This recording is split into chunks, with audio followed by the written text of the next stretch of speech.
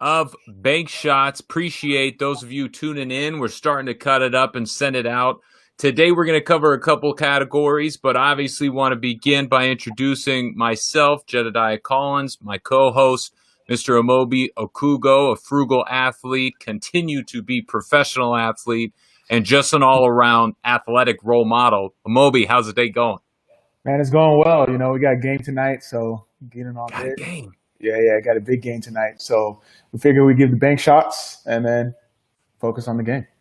Let's go. And get the mind right, then we got to get the bank shots, in.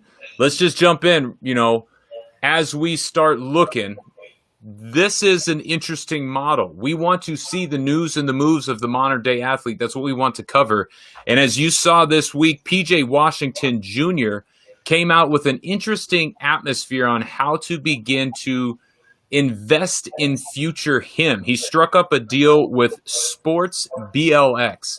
I found it very interesting that Sports BLX, this is their first contract with a professional athlete. And it's also, they're transitioning from horse racing to professional athletes. Just a little humbling moment there of like, what exactly is a professional athlete more than just a racehorse? Yeah. But as you saw this offering, I want to raise $1 million, a fund, so you, the individual, can invest with me, a NBA superstar. What was your reaction to that kind of offering? I was really intrigued by it because you've been hearing some rumblings. I know Spencer Dinwiddie was trying to do something similar with crypto. And then to see this happen with PJ Washington, I'm still learning about it. And it's really intriguing. It's really got me curious to see if other athletes are going to follow suit in the sense of building investment through community, through fans, through consumers. I'm interested to see how it goes. It's always hard to be the first one to kind of set the tone in this space, but I think there's a lot of potential there.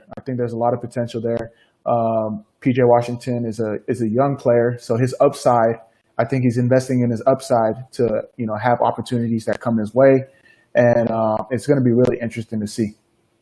It's going to be extremely interesting, and you like you said, there's potential. I'm particularly not a fan of a potential. I like to eliminate potential.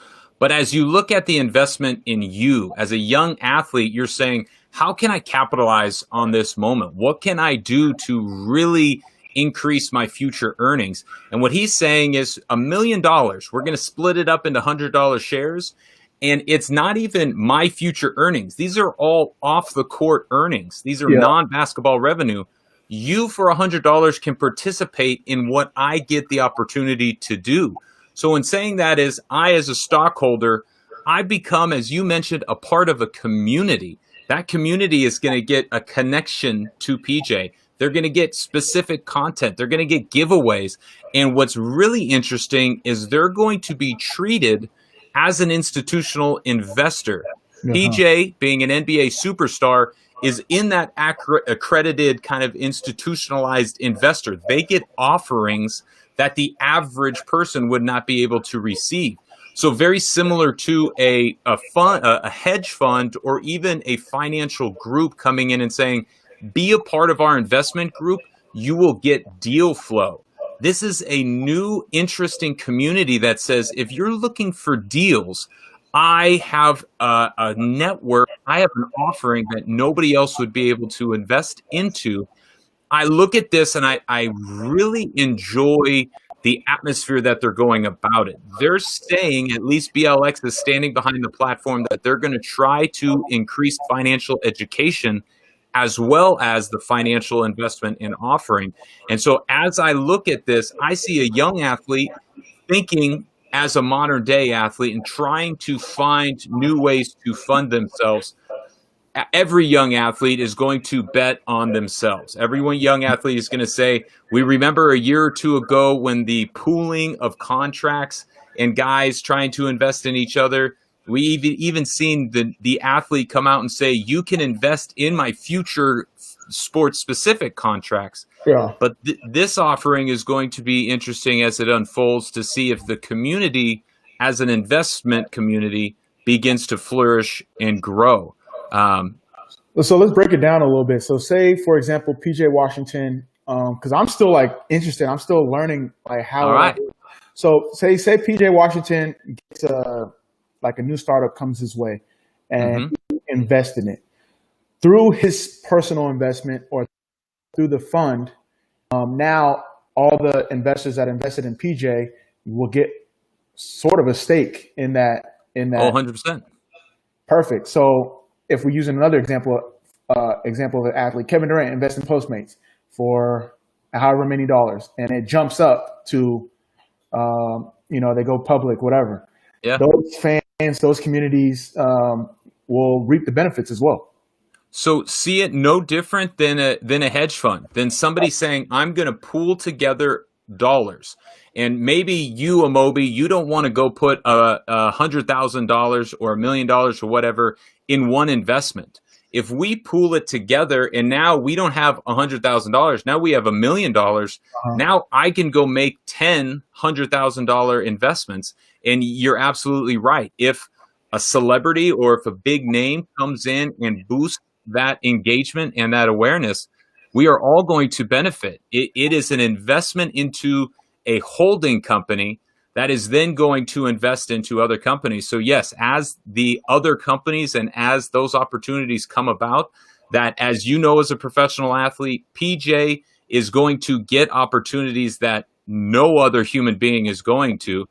And as they make those investments, he's saying, you guys behind me that have invested in not me, but in this offering, you will get to benefit and receive some of that. And that also goes with some of his sponsorships and off the court.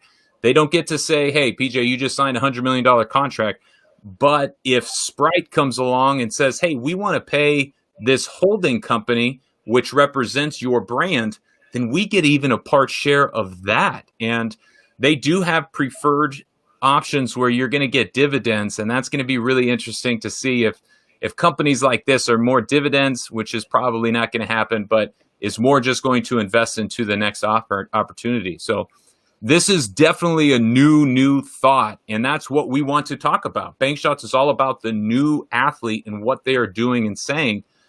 So this is going to be something that going forward, let's say Michael Jordan could have said 30, 20 years ago, do you want to not only just invest in MJ, but in everything I'm doing? Oh yeah, That is where it really starts to make a difference. that's a great breakdown. And now that you've explained it, I think you can definitely see more athletes getting interested in this. And if you're really popular, like for example, PJ Washington is a great player, but imagine like a Zion or a LaMelo Oh yeah. Ball. Or half of the Golden State Warriors. All of those guys are Silicon Valley investors. Uh-huh. They're realizing we get a seat at the table. Do you want a seat at the table? Well, you gotta be in my back pocket, and you gotta be in with me and my team. That's true. And then the other piece you mentioned, the financial education piece around it, because you don't want to just blindly invest, just because an athlete gets that deal flow. You got to understand if it meets your criteria and your investment strategy as well. So, and the responsibility of these athletes with the deals that they get or the deals that they want to get into, because not only are people investing in them, but there's their likeness and brand on the line as well. It is, absolutely. We always have to be conscious of that. NIL, name, image, and likeness. This is live. We see some of you watching. Go ahead and make comments, tune in, appreciate it. The next topic we're going to talk about is the modern day agent. You want to explain a little bit of what happened here? Yeah, so DeAndre Hopkins, he's a star wide receiver in the NFL. He decided to, fire his agent and represent himself. In recent news, a lot of people had a lot of fallback against that. Like, why would he fire his agent? But he ended up getting one of the highest paid contracts in the NFL and making him the highest paid wide receiver. So there's this new model going around where NFL players specifically are, scrapping the agent and using lawyers or using like their business management teams to look over contracts. So it's really interesting. I thought we would kind of dive into it because do you see this as a trend that's going to continue to happen? Or is it, kind of a one-off scenario? DeAndre Hopkins specifically, he wanted to have a more hands-on approach because he has a future or wants to have a future in the front office in a GM operational role for the team. So he thought this would be good practice to start on himself already. So, one, I love this because as a young man, DeAndre is saying, I have kind of aspirations to go and be in the front office. I want to go and see what that experience is like and manage it. Why not start today? Why not get into these business decisions so when I'm on the other side of the table, I know what kind of investment it takes. Now, I don't ever want to make a rule out of the exception. And this is going to be a simple, easy, silly question, but Amobi, did you know DeAndre's name before this article or before, this story came out?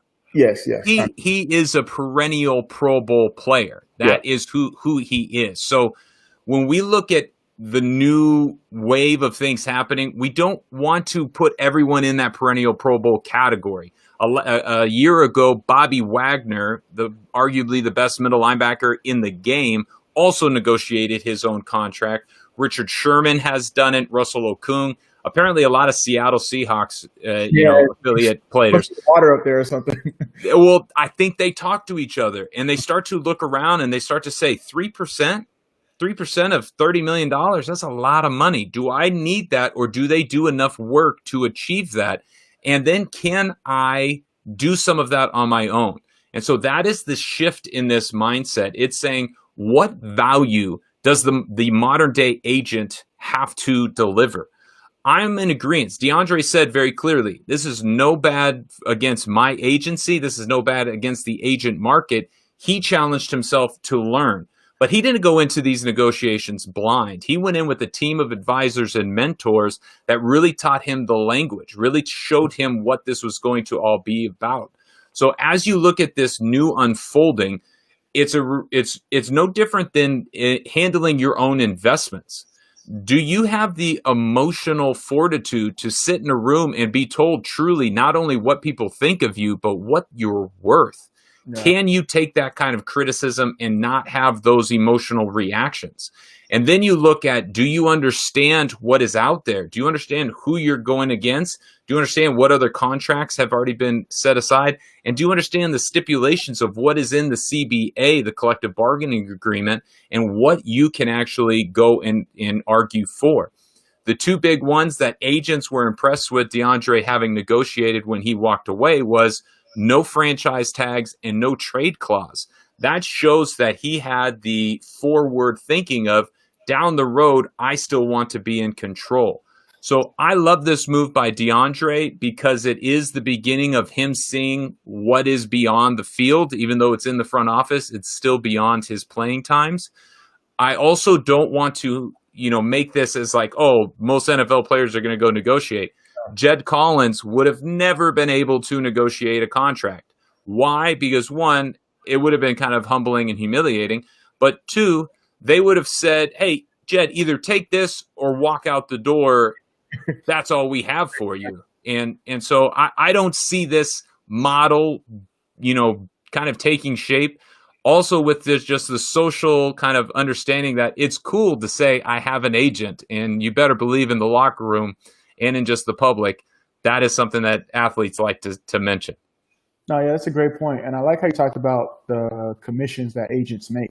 For the perennial, Pro Bowlers, Hall of Fame, future Hall of Fame players, they can take the risk of, hiring a lawyer, hiring a team, because, you can pay them a fee or you pay them by the hour, and that's much less than, 3 to 5% of a $30 million, $40 million, $50 million deal. But like you alluded to, not everyone can do that. And agents do know some things when it comes to, other people's contracts, how it works, different negotiation tactics, not letting emotion get into it, and not letting you be the bad guy in the sense of, like, as an athlete, you're going to have to stand up for yourself, but it might leave some bad blood when it comes to negotiating. So there's pros and cons to each that you alluded to, and I think it was a good topic to discuss. Absolutely. And so let's transition into this kind of connection of where not only the modern day athlete, but modern day sports is heading. ESports, this has been a thing that has been bubbling up over the last decade. And as you see this latest announcement where Guild is a esports group that is going to be placed on the London Stock Exchange, making it the first publicly traded esporting business and company out there. Excuse me. You have a particular interest because they have one specific investor, but what they are going to do is next week, 40% of the company is going to be put out as equity, as stock, as shares for $26 million. What I loved most about this was they were very clear. That $26 million is to recruit the next 20 athletes, esports athletes. So one, who is their big investor? And two, why do you love to see another soccer player making these kinds of investments? Yeah, so the investor is David Beckham. Obviously, he's a generational talent. Now that's been a Generational talent. yeah. Now that's been a very good businessman. He's a owner in an MLS franchise. He's been a great brand ambassador for multiple sports business entities, and now he's an investor in Guild. It's crazy to see the growth of esports. I feel like just 3 years ago, it was like, is it going to make it? Is it here to stay? But it had its own little world that it was blossoming in, and now everyone's trying to get a piece of it. So for Beckham to get involved and use his kind of notoriety to help expand the growth of their company, it's only going to continue to grow. And as you see that interest, I mean, the pandemic, these last 6 months has only seen esports skyrocket in popularity. I remember, like you said, about probably 4 or 5 years ago, I saw one of the first events held in downtown Seattle that I took notice of, and there were thousands of people there, and the prize was $1 million. And it was a game I'd never even heard of. And that's when I really woke up to the fact that this is a world, this is a community. And as you see these kind of similarities in stories, community is one of the biggest aspects of business going forward. You see Peloton destroying SoulCycle right now because Peloton, even though it's a stationary bike, has created a community. And so as I look at the popularity of esports, you start to see golf, tennis, cycling, volleyball, even in all of these kind of second tier sports, esports jumped over them in a matter of 2 to 3 years, and probably is now bordering on the level 1 top tier, top 4 or 5 sports as the last 6 months has unfolded. I really enjoy this because it's David Beckham seeing the future and starting to say, I've already invested in physical, sports. He is a part owner of an MLS franchise, but where's the game? Where's the world heading? One of the biggest esporting games is FIFA. You also have Fortnite and Counter-Strike. My college roommate was a big Counter-Strike guy. He would actually unplug the rest of our internet so he would have a better connection. It didn't go over very well. But I love this by David Beckham in particular, seeing it. I love it by Guild in saying, we're about to IPO. We are going public. What do we need more than anything as we go public?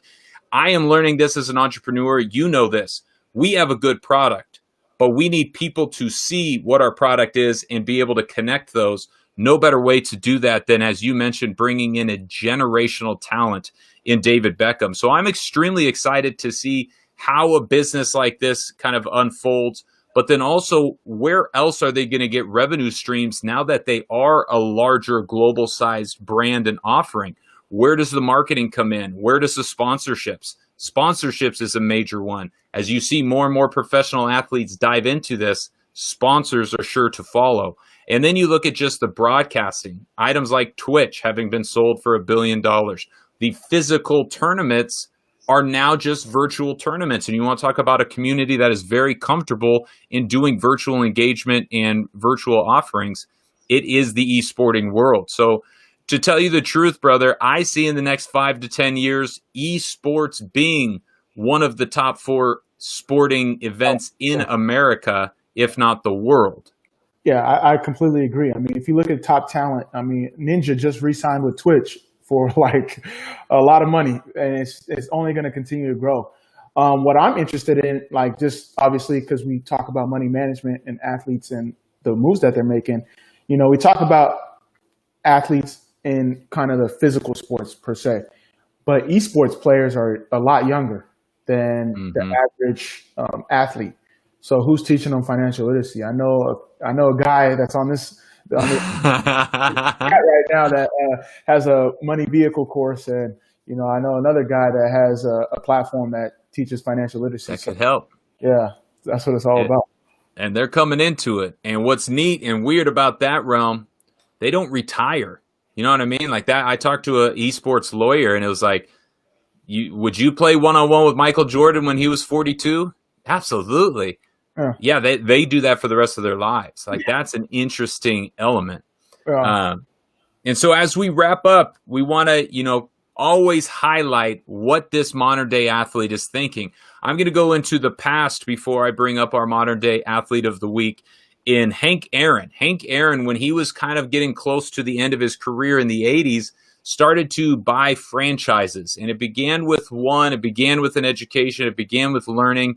And today he owns 25 plus Popeyes throughout the throughout the state of Georgia. That model has really taken a hold, and there are articles around athletes today becoming franchisers. Why? Because one of the first things people tell you when you sit down as a rookie is bars, nightclubs, restaurants, don't start them. The Amobi, sandwich shop is just never going to take off. Like, even if it's, maybe if it's Mike Ditka, I think Ditka's is okay, but that's one in a million. And so today, the franchisor, who is the modern day athlete, looks at it and says, give me the playbook. You hand me a playbook. I'm disciplined. I have the funds. I can go and continue this model. And you look at somebody like Adrian Gonzalez, who was the number one pick in Major League Baseball, played 15 years, 5 of which was an all-star. And he started to invest about halfway through his career. As he became a veteran, he already started to look beyond the game. And he has continued to build, continued to learn. But why I love that is he said the first one, I wasn't even the major owner. I just wanted to learn. And today he owns 26 that's Hank Aaron. Today he owns 15 Jersey Mikes around Southern California. Do you see franchising as a great introduction to a way to become an owner as an athlete? I think it's an excellent model, and like you said, I feel like franchising has stood the test of time. Now Mm, athletes are doing all these other things, but franchising has always been around, and it's a great way to almost dip your foot into the business without kind of putting your all into the business, in the sense of, like you said, starting your own restaurant or starting your own enterprise. Franchising is not just food. You can franchise, small businesses, or not. I yeah. don't want small businesses, but national chains. Um, and it's interesting to know how many athletes have gone into franchising. You mentioned Adrian Gonzalez, Hank Aaron, Junior Bridgman, who's built a net worth of around $400-500 million. He's got his start in franchising. Shaq. The list goes on and on. And List goes on. to have a playbook of sorts, this is athletes' bread and butter. Following playbooks, following things that work, and getting the criticism, constructive criticism of what works and what doesn't, and applying it to their own playbook.